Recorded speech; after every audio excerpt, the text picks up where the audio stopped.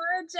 and Michael Seegers here for another episode of the Michael and Laura Show. This one, keeping it short and sweet because what we're going to talk about today is the flame of illumination and how it relates to the Great Awakening that we're currently in right now. So, Michael Seegers, would you please introduce what the flame of illumination is?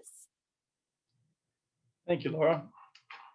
This video is directed towards those who've already made it through the beginner's class. If you have not had the teaching about the chart of divine presence, the science of spoken word, the threefold flame, this isn't going to make as much sense as it could. Doesn't mean don't watch it, but there are some prerequisites that will be helpful. So we discussed the threefold flame in the heart. It has three plumes, a blue one, a yellow one, and a pink one. And then we introduced the violet flame. And most of the beginning students have started to work with the violet flame. They've seen how magical it is, how absolutely unbelievable and wonderful it is.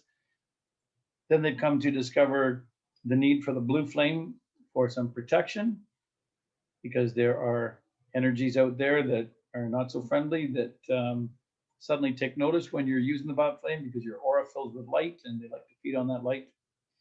So those are two distinctly different flames that we've been working with, the violet flame and the blue flame.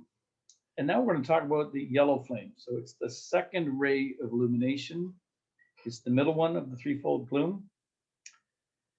And it has a very distinct action all its own. Now, you have the PDF, Laura. This is the hard copy that you're going to get eventually. It goes in a little 3-ring binder. Prayers, meditations, and dynamic decrees for personal and world transformation. And there's a section in there. You can see the pages are color coded. Right.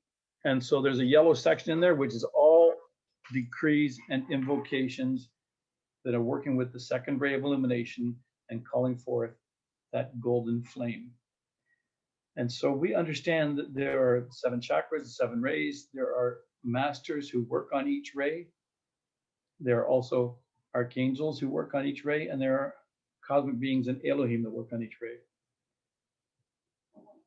And what we want to encourage the students to do is work with that flame of illumination and invoke the angels of Archangel Jophiel's band and his twin flame. Her name is Christine. So Jophiel and Christine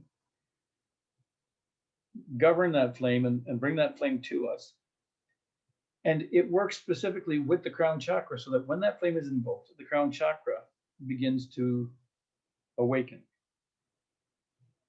And when we look at the world around us, and we notice that there is an awakening that is occurring, and it's tremendous on a planetary scale. Something like this has not occurred in a long, long time. In tens of thousands of years, nothing like this has occurred. And yet it's, in many respects, appearing to be not happening fast enough in certain areas. And with respect to certain types of information, it often is frustrating that we wish we could do more, because loved ones that we care about don't seem to be getting the same kind of message, the same kind of urgency that we'd like to deliver to them. And so what we are encountering is the density of the mass consciousness. And just like a sponge soaks up water, consciousness soaks up the energy that it swims in. And most people are swimming in a sea of density of consciousness filled with anger and hatred and jealousy and misqualified energy and misunderstanding and limited perception and cultural constriction and karmic impediments and just density of consciousness. So at the human level, when you try to present information to an intelligent individual, and you have the evidence and the science and the facts, and they are so indoctrinated in a belief system that they refuse to look at that, they refuse to engage in the conversation, you throw your hands up and say, well, what the heck am I supposed to do? And when you're at that point, if you are a student of the Ascended Masters, my suggestion is you need to be sitting at your altar and invoking divine assistance.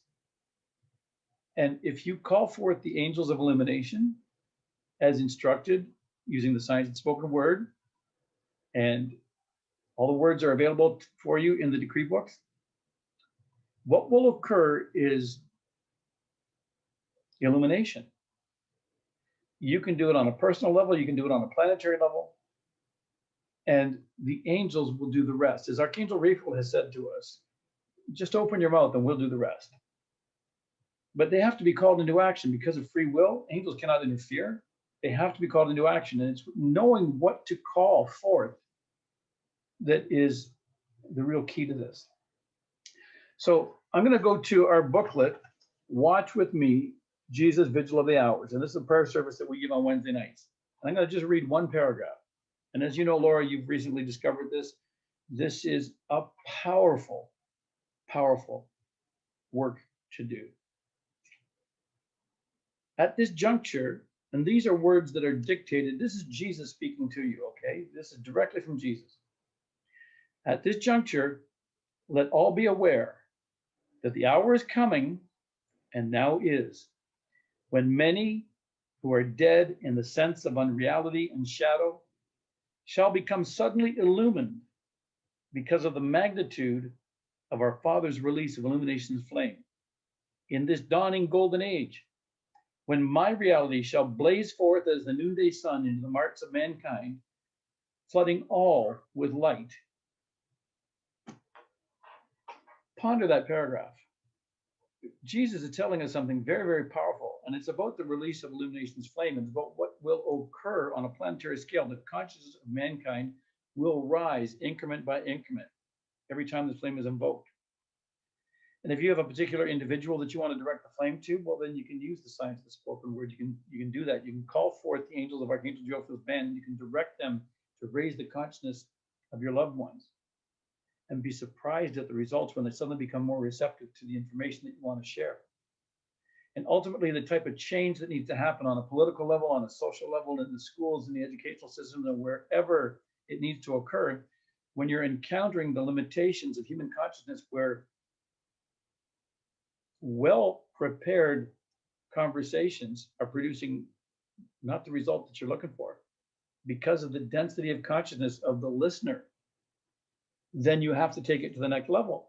And you have to prepare those individuals in advance by praying for them, by invoking that flame of illumination to awaken their crown chakra, to awaken their consciousness, so they will be receptive to the facts that you want to present to them.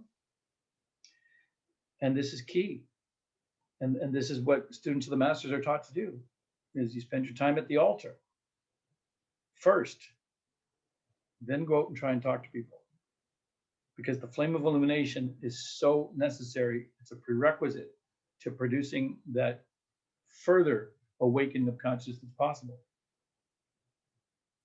And so for anyone that might be listening, thinking, praying for somebody to get our idea seems like manipulation, how would you just help them work with the understanding of the power of intention matched with what the intention of what the information that you're trying to get them? That's an excellent concern. So this is not about an intention to coerce according to a human agenda.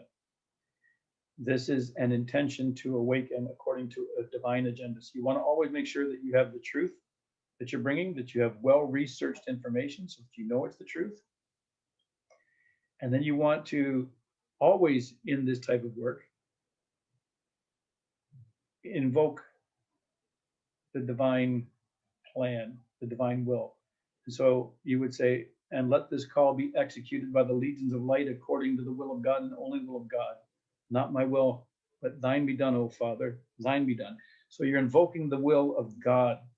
You're invoking a divine illumination, not a human will, a human coercion, or a human agenda. This has to be done with a pure heart, with absolute certainty of truth, of fact, and with the intention that only the will of God shall prevail in this work. And then with this being the golden age that's spoken about, and this wisdom being the golden corona, around an enlightened one who embodies more light. How would you say that making this shift would actually help with the Great Awakening and heralding in the golden age that we've come here to do? Well, it's a process. It's an evolutionary process, and so the evolution of consciousness takes place over vast periods of time. You're just contributing to the acceleration of the process, and some of it will be largely invisible to you. As an alchemist trained in the scientific method, I've spent 40 years creating methodologies to observe cause and effect relationships in all of the experiments that I've done and all the experiments that I've taught the students to do. And so that we have greater ability based on experience, so that when we're seeing things, we're not seeing the same thing most people are seeing. And we're able to understand some of these cause effect relationships and actually see the results of the work that we do much more clearly. And that takes time and practice, and new students often have a challenge with that, but they get it very quickly with the violet flame when they start to see, wow, can you believe that happened? And it was better than a coincidence. It was very magical and fun, and everybody was uplifted. And so they get that real quick. And then you just have to extrapolate that type of thinking, that type of understanding, and recognize that, yeah, if it's working on the personal small level, it must also be working on a planetary level. And some of the things will be invisible to me because they might not be happening within my vantage point, but by faith, I trust that they are happening. So thank you very much for joining Michael and I today. Please make sure you like, subscribe, and also share this message with somebody who would benefit from gaining access to information that can pierce through some of the density in consciousness so that we can together rise. Thank you, Laura.